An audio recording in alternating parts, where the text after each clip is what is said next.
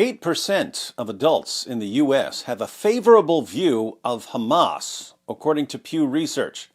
As disturbing as it may be that any Americans support a terrorist organization hell-bent on exterminating Jews, things get even worse when we learn that 37% of Muslims in America have a favorable view of Hamas. Yes, more than a third of American Muslims support a terrorist group that declared in their 1988 charter, "The Islamic resistance movement aspires to the realization of Allah's promise, no matter how long that should take.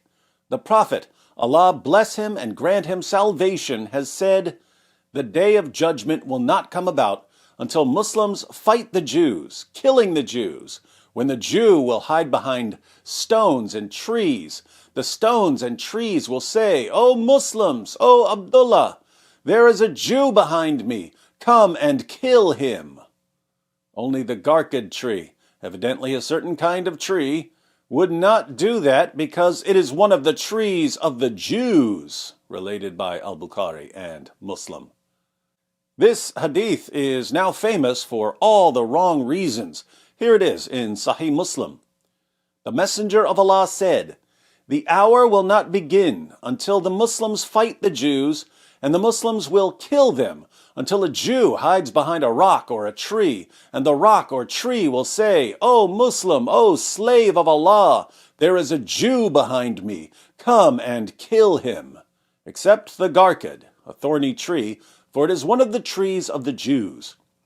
So, Hamas leaders declared in their founding charter that they aspire to the realization of Allah's promise, no matter how long it should take, that they will exterminate the Jews. But that's not their only goal. Article 8 of the 1988 Hamas Charter presents the slogan of the Islamic resistance movement. Allah is its target, the Prophet is its model, the Quran its constitution. Jihad is its path, and death for the sake of Allah is the loftiest of its wishes. Jihad is its path, and death for the sake of Allah is the loftiest of its wishes. Think about the problem here. Article 7 says that Hamas strives to kill Jews. Article 8 says that Hamas seeks death for the sake of Allah, martyrdom. So, on the one hand, they want to kill Jews. On the other hand, they want to die while waging jihad for Allah. What does Hamas seek? Death for both sides. They want Jews dead, and they want themselves dead. A win-win for Hamas would be death, death. And this mindset, sadly, comes straight from the Quran, Surah 9, verse 111. "Surely Allah has bought of the believers their persons and their property for this, that they shall have the garden. They fight in Allah's way, so they slay and are slain." They slay and are slain. They kill and get killed. Death, death. As a rule, it's a really, really bad idea to have a government controlled by people who seek death for everyone regardless of which side they're on. And yet, 8% of Americans and 37% of American Muslims have a favorable view of a group that seeks death for everyone. I don't have such a favorable view. Why don't I have a favorable view of Hamas? Lots of reasons. But one of the main reasons that I and most other Americans don't support Hamas is that we've all absorbed a bit of Solomon's wisdom. We don't make the connection, but the wisdom of Solomon has become part of our thinking. What do I mean here? Let's read one of the most familiar stories in the Bible, 1 Kings 3. Now 2 prostitutes came to the king, King Solomon, and stood before him. One of them said, "Pardon me, my lord. This woman and I live in the same house, and I had a baby while she was there with me. The 3rd day after my child was born, this woman also had a baby. We were alone. There was no one in the house but the 2 of us." They were alone, which means there were no witnesses except the 2 women. During the night, this woman's son died because she lay on him. So she got up in the middle of the night and took my son from my side while I, your servant, was asleep. She put him by her breast and put her dead son by my breast. The next morning I got up to nurse my son, and he was dead. But when I looked at him closely in the morning light, I saw that it wasn't the son I had borne. The other woman said, "No, the living one is my son, the dead one is yours." But the first one insisted, "No, the dead one is yours, the living one is mine." And so they argued before the king. So, 2 women and no other witnesses. They both had newborn sons. One of the sons died. And now the women are arguing about who the living baby belongs to. This is before DNA testing, so if Solomon wants to know who's the real mother of the child who survived, he has to get these 2 women to reveal it somehow. What does he do? The king said, "This one says, my son is alive and your son is dead, while that one says, no, your son is dead and mine is alive." Then the king said, "Bring me a sword." So they brought a sword for the king. He then gave an order. "Cut the living child in 2 and give half to one and half to the other." The woman whose son was alive was deeply moved out of love for her son and said to the king, "Please, my lord, give her the living baby. Don't kill him." But the other said, "Neither I nor you shall have him. Cut him in 2. Notice, the second woman says, "Neither I nor you shall have him." Did she really want the baby? No. She just didn't want the other woman to have the baby. In other words, her baby died, and she thought to herself, it's not fair for my roommate to have a baby when my baby died. So if I can't have my baby, she shouldn't have her baby either. The first woman, by contrast, wanted the baby to live, so much so that she was willing to let the other woman have him. One woman chose life, the other chose death. And that's exactly the information King Solomon was looking for. Then the king gave his ruling. Give the living baby to the first woman. Do not kill him. She is his mother. When all Israel heard the verdict the king had given, they held the king in awe, because they saw that he had wisdom from God to administer justice. Wisdom from God to administer justice. According to this passage, wisdom from God to administer justice includes being able to look at 2 opposing sides and see which side seeks death and which side seeks life. We've already seen that Hamas seeks death, death for their enemies and death for themselves. Death, death. What about Israel? This is where someone inevitably jumps in and says, Israel's committing genocide. Oddly enough, it's the only genocide in history where the population of the victims consistently skyrockets. So even when Israel is supposedly trying to wipe out a population, they somehow bring more life. That's right, we're not buying the genocide narrative. We all know that if Israel wanted to destroy the population of Gaza, they could do it tomorrow. They don't want to. We notice that. And here's something else we notice. Hamas attacks men, women, and children. They take a bunch of hostages and then run and hide in tunnels. They don't let Gazan civilians hide in the tunnels. They make Gazan civilians stay out in the open. So, the soldiers hide in tunnels and leave women and children exposed. Why?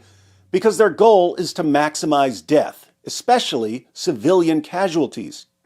They want as many of their own people dead as possible. Why? They told you why when they came up with the slogan for their organization. Jihad is its path, and death for the sake of Allah is the loftiest of its wishes. What do Israelis do when Hamas fires rockets at Israel or launches a terrorist attack in Israel?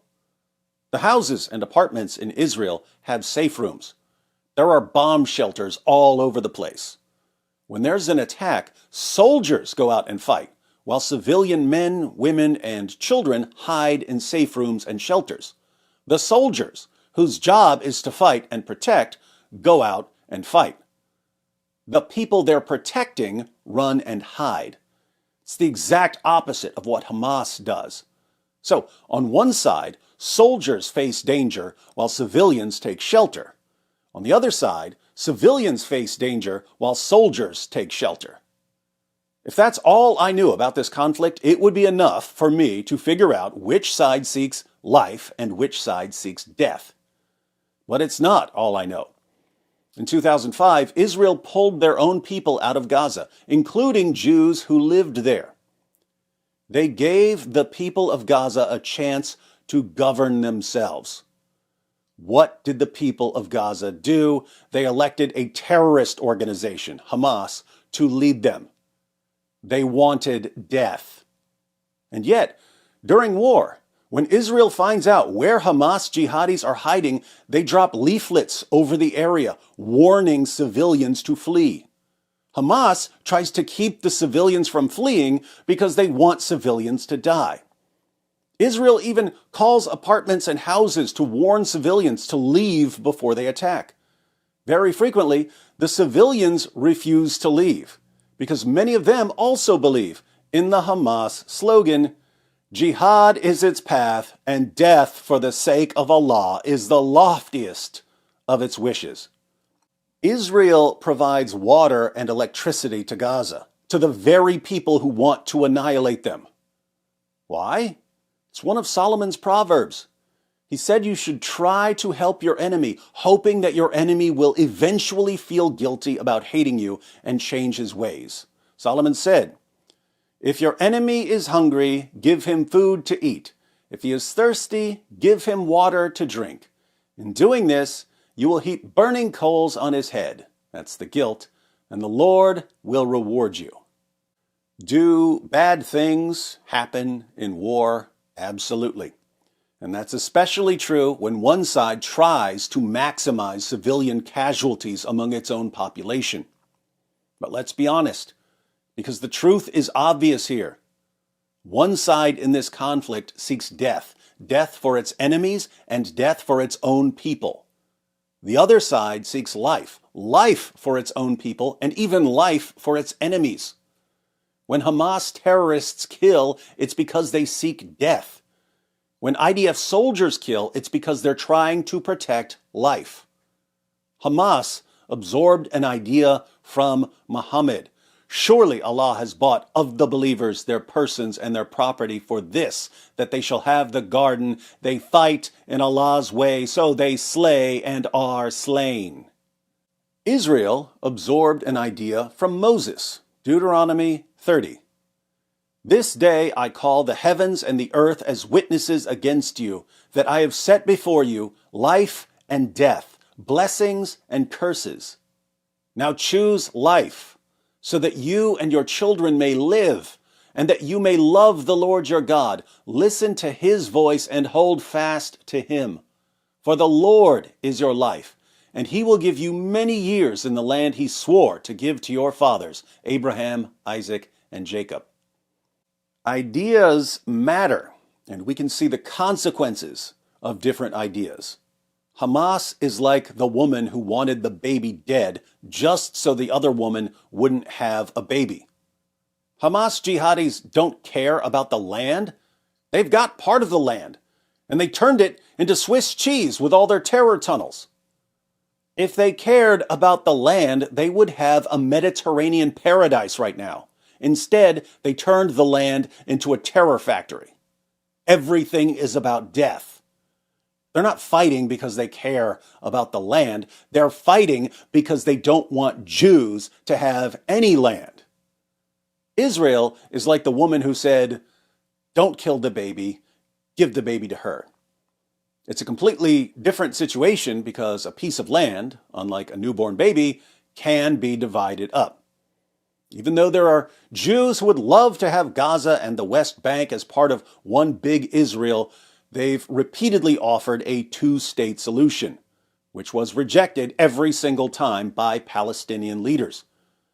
There are Jews who would love to not have to worry about endless rocket attacks and endless terrorist attacks. But they keep accepting ceasefires because completely destroying the terrorists would require killing a lot more civilians since the terrorists keep hiding behind civilians. There are Jews who would love to have a temple where the Dome of the Rock stands. Israel could tear down the dome and start construction on the temple tomorrow, but they don't. They're willing to let Muslims control the holiest site in Judaism just to try to keep the peace. A win-win for Israel would be life, life. Life for them and life for their enemies who finally give up trying to slaughter them. One side seeks life, the other side seeks death. And that's why, no matter how much the keyboard jihadis and the protesters and the Groypers and the Nazis and the Candace Owens fans complain, we keep supporting the side that seeks life, because we seek life too. Israel is composed of human beings. Human beings make mistakes. The Israeli government and the IDF, like all governments and all militaries, will sometimes do things that I disagree with. Human beings and human governments are not above criticism. But at the end of the day, I can't ignore the fact that they're surrounded by people who constantly choose death and that Israel keeps choosing life. It's also why I support Israel against the economic jihad that's being waged against it. I'm a content creator, so the main thing I do when I want to help is share my thoughts in a video. But when it comes to the economic jihad against Israel, the boycotts and divestments, there's something else we can do. It's a small thing, but a bunch of people doing a small thing adds up to a big thing. That's why I've been promoting Artza boxes this year. Lots of small businesses in Israel went out of business after the war started because lots of small businesses in Israel are tourism-based, and there was no tourism after the war started. Artza is a company that gathers products made by small businesses in Israel, Jewish and Christian businesses, and some charities, and they send them to you in a box. Some of these small businesses only survived the past year and a half because they could sell items to people like us through Artza. If you're not signed up to get a quarterly Artza box, please sign up. They're not very expensive, especially considering what you're getting and how many people you're helping to make it through difficult times. Why is this important? As I pointed out before, jihadis are thinking long term. Even if they know they can't win a fight, they'll fight anyway and use the fight to spread hostility against their enemy and to hurt the economy of their enemy with the goal of weakening their enemy for a future fight that they hope they can win. Do not let jihadis destroy small businesses in Israel. I just gave you one easy way to help. Choose life. There's a link to the Artza website in the description.